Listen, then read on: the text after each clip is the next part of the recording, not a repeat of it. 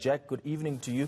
Thank you so much for your time on ENCA. So the Department of Trade and Industry has explained the reservations that the President has about the two bills to the Portfolio Committee in Parliament. The committee seemed to understand that. Do you understand, as artists, what the President is concerned about here and why he referred the bills back to Parliament? Yes, we have a firm idea of the President's concerns. He's outlined them clearly, and this also allows us sufficient room within the Portfolio Committee to be able to address them so that we can follow due process and that the parliamentary legal advisors have enough to get into the provisions of the bill and to make the necessary adjustments without overreacting to what the President had to offer. And we're quite certain that this is going to be resolved in coming weeks. The Portfolio Committee has applied itself diligently, and we're there to assist the process.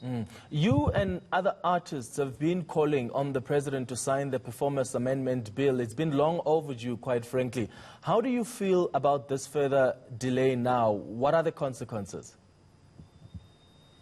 The delay is justifiable, and we know that we've been waiting a long time. As far as the Performance Protection Bill goes, we are talking about a piece of legislation that has been in dire need of reform since 1967 when it was promulgated. So yes, this is a delay, but as I mentioned, this comes out of the President applying his mind to the constitutionality of the bills and the reforms contained in there. So if there is a delay, this is also an opportunity for us to engage with the Portfolio Committee and to engage with the President's concerns and to rectify perhaps the technical aspects and some of the wording in order to clarify those bills, to make them more effective ultimately.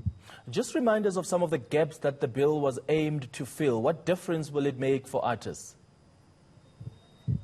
This will allow, for the very first time in South African history, the actors a right to earn royalties for the exploitation of their work. It means we'll be creating South Africa's very first audiovisual collection society, in the same way that musicians have had that right since the 1960s. South African actors will be able to exploit their work in all the series and the movies that they've been performing in. As they are licensed around the world, South African actors will be able to earn a percentage in the form of royalties, and especially coming out of the dire need for reform in the industry generally, and the fact that actors have not had compensation for work lost during the lockdown. You can imagine what the right to royalties would have done. And certainly we are very anxious to align ourselves with international best practice.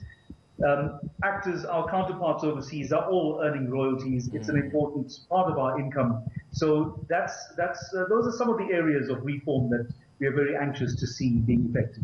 The Portfolio Committee on Trade and Industry is now expected to discuss the way forward on the two bills tomorrow. What are you hoping for? That there is going to be constructive engagement, and we certainly have a number of submissions to be able to assist their deliberations. And hopefully we will be able to get through this process, satisfy the President's concerns, and return the bills to him for his signatures as soon as possible. All right.